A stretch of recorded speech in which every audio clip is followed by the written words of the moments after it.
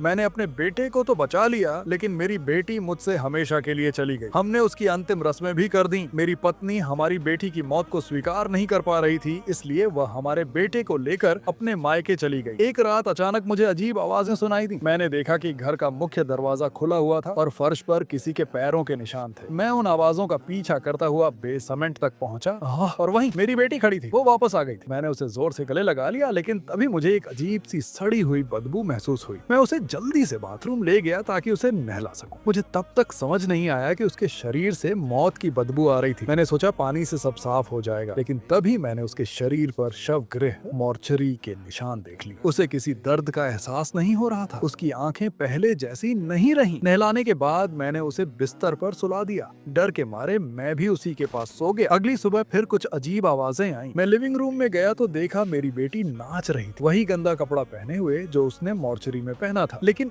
उस समय मुझे कुछ गलत नहीं लगा। उस रात मैं अपनी पत्नी और बेटे को वापस घर ले आया। मेरी पत्नी दौड़कर हमारी बेटी को गले लगाने गई। सब कुछ सामान्य लग रहा था, लेकिन जैसे ही हम सोने की तैयारी कर रहे थे, तभी कुछ ऐसा हुआ जिसकी किसी ने कल्पना भी नहीं की थी।